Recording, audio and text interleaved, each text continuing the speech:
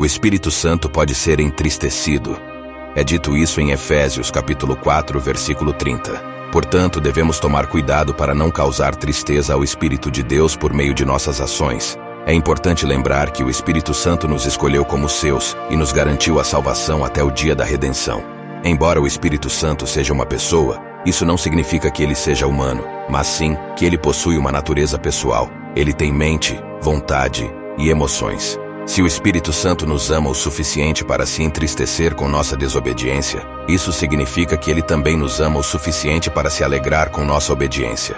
Ele é sensível aos nossos atos e omissões, e nossas ações podem afetar profundamente como ele se sente. Portanto, é possível entristecer o Espírito Santo de Deus, o que pode partir seu coração com o que fazemos ou deixamos de fazer.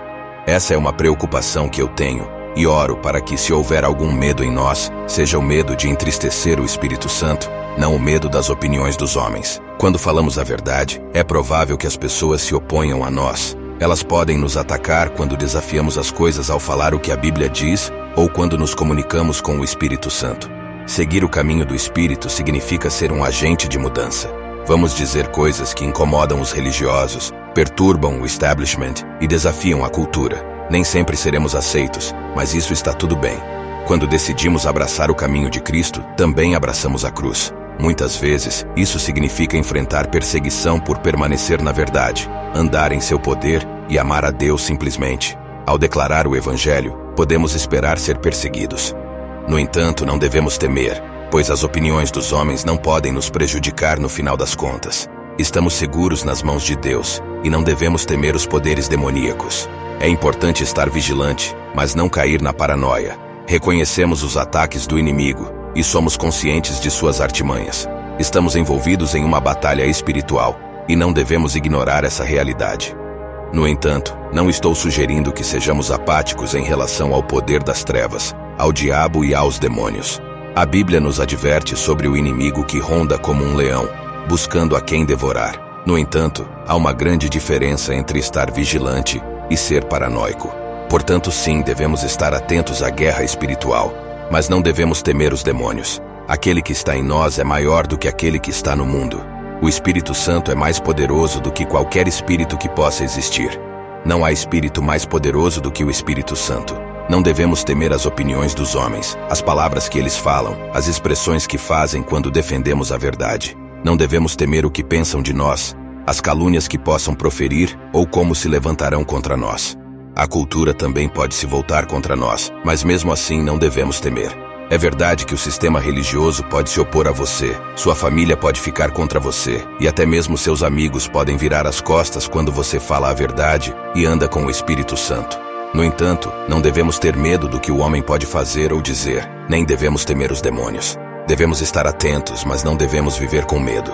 Há uma coisa pela qual devemos temer: entristecer o precioso Espírito Santo. Não é um medo motivado pela punição, pois sabemos que há consequências para o pecado. O pecado tem um poder destrutivo, e mesmo os crentes que persistem nele colherão frutos de destruição. Mas nosso temor deve estar em entristecer o Espírito Santo. Não devemos temer nada além de causar tristeza ao Espírito Santo. Esse temor não é motivado pela punição, mas pelo amor, que é a essência da vida do crente. Devemos caminhar em um caminho sabendo que nossas ações afetam como ele se sente. Devemos ser motivados à santidade pelo amor. Talvez você já tenha sentido a dor e o desgosto do Espírito Santo em um ato de desobediência. Eu sei que em minha própria vida, houve momentos em que pensei, disse ou fiz algo, ou até mesmo deixei de fazer algo, que entristeceu profundamente o precioso Espírito Santo. Eu pude sentir a mudança na atmosfera ao meu redor, a perda da beleza da sua presença, a glória que antes repousava em minha vida, a alegria, a paz, a união e a comunhão perfeita. Foi como se essa atmosfera se agitasse e meu coração se partisse. Eu pude sentir o peso, como o salmista escreveu: "A tua mão de dia e de noite pesava sobre mim." Salmo 32, 4. Essa dor do Espírito Santo é algo que não desejo experimentar novamente. Não quero entristecê-lo, pois sua presença é tão preciosa e vital para mim. Meu único temor é entristecer o precioso Espírito Santo. Não quero quebrar o coração dele. Há várias coisas que fazemos que o entristecem, e vou citar 5 delas. Primeiro, temos os pecados de comissão. São aquelas ações que sabemos que não devemos fazer, que violam a palavra de Deus. a natureza dele e as instruções que recebemos do Espírito Santo. Quando realizamos essas ações que sabemos que são erradas, partimos o coração dele. Segundo, entristecemos o Espírito Santo quando não fazemos o que ele nos pede para fazer. Ele conhece o que é bom e não fazê-lo é pecado, de acordo com a Bíblia. Quando o Espírito Santo fala conosco e nos instrui a fazer algo, devemos ter cuidado para não negligenciá-lo. Às vezes há crentes que têm a tendência de interpretar cada pensamento como uma instrução do Espírito Santo, o que pode levar a um tipo de transtorno obsessivo-compulsivo, toque religioso. Não estou zombando dessa síndrome ou doença, mas estou mencionando isso como uma realidade que muitos crentes enfrentam, pois estão constantemente obcecados por várias coisas, acreditando que é o Espírito Santo falando com eles. No entanto, muitas vezes não é o caso, e isso pode levar ao legalismo e à confusão entre a voz do Espírito Santo e seus próprios pensamentos e emoções. Além disso, existem as coisas que deixamos de fazer. Sim, podemos entristecer o Espírito Santo ao recusarmos seguir as suas instruções. Quando ele nos diz para ajudar um determinado ministério e recusamos, quando ele nos instrui a testemunhar para uma pessoa e recusamos, quando ele nos chama para um determinado ministério e recusamos, quando ele nos diz para realizar um ato específico e recusamos, quando ele nos chama para oração, leitura da palavra e recusamos. Essas são omissões que também podem partir o coração dele. Portanto, devemos estar atentos tanto ao que fazemos quanto ao que deixamos de fazer, buscando sempre agradar e honrar o Espírito Santo com nossas ações e obediência. Terceiro, o que aflige o Espírito Santo é quando ignoramos a realidade de sua presença. Ele está sempre presente, mas raramente é reconhecido. Muitas vezes passamos pela vida com um ritmo tão acelerado que não conseguimos perceber sua presença. Não vivemos de forma consciente de sua proximidade. O Espírito Santo não está distante de nenhum de nós. Ele habita em nós e nos cerca. Ele é aquela atmosfera que nos acompanha. Assim como Moisés disse, se a tua presença não for conosco, não nos faças subir daqui. Êxodo 33:15. A presença do Espírito Santo é o que nos torna distintos. Não devemos ignorar sua proximidade. Devemos continuar a reconhecê-lo. Não devemos passar o dia inteiro sem falar com ele, sem depender dele. Devemos envolvê-lo em todas as áreas da nossa vida. Não devemos ignorá-lo. Devemos estar atentos a ele e valorizar sua presença constante. Quarto, o que entristece o Espírito Santo é a divisão dentro do seu corpo. Agora deixe-me deixar isso bem claro. Há momentos em que a divisão é necessária. Jesus disse, não penseis que vim trazer paz à terra. Não vim trazer paz, mas espada. Pois vim causar divisão entre o homem e seu pai, entre a filha e sua mãe, entre a nora e sua sogra. Mateus 10, 34 e 35. Ele deixou claro que ele é o caminho, a verdade e a vida, e ninguém vem ao Pai senão por ele. Há momentos de divisão. Se alguém está ensinando heresia de forma descarada, algo que contradiz os fundamentos da fé, é preciso chamar a atenção para isso. Se alguém persiste nesse ensino, é necessário se separar dessa pessoa.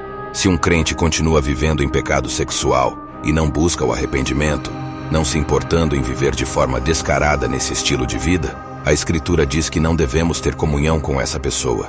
Isso é o que a Bíblia ensina, não são minhas palavras, mas a palavra de Deus.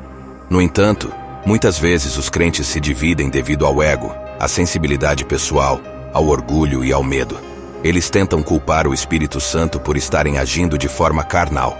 Dizem coisas como, eu sinto que o Espírito Santo está triste com você, ou eu sinto algo estranho em meu espírito sobre você, quando na realidade estão expressando seu próprio desagrado pessoal. É curioso como durante discussões, as pessoas frequentemente tentam espiritualizar suas ações carnais. Não consigo contar quantas vezes vi crentes discutindo e dizendo um ao outro, você tem um espírito maligno. Não se trata apenas de discordância. Eles ficaram com raiva um do outro porque discordaram. Isso não é maturidade. Na verdade, nossa unidade só pode ser alcançada na medida de nossa maturidade. Não estou dizendo que devemos abraçar a heresia ou aceitar falsos mestres. Estou dizendo que verdadeiros irmãos e irmãs em Cristo podem nos incomodar às vezes, podem discordar de nós às vezes. É verdade que irmãos e irmãs em Cristo podem nos ofender. No entanto, devemos buscar a unidade em amor e maturidade, evitando divisões desnecessárias que são motivadas pelo ego e pelo orgulho. Às vezes, permitimos que essa divisão cause amargura e nos separe por motivos que não são bíblicos. Agora, Estamos entristecidos pelo Espírito Santo porque o Espírito Santo em mim ama o Espírito Santo em você. O Espírito Santo em mim e o Espírito Santo em você são um só, e aquele que está unido ao Senhor é um espírito com ele. Somos um só corpo por meio do Espírito Santo. Portanto, quando brigamos e nos separamos, quando carregamos amargura, isso entristece o Espírito Santo. Pense nas pessoas em sua vida com quem você guarda amargura, mesmo sem lembrar por que está bravo com elas. Pense nas vezes em que você cortou relações com as pessoas porque elas não concordavam com você em algo que nem era um fundamento da fé, mas sim uma questão de ego.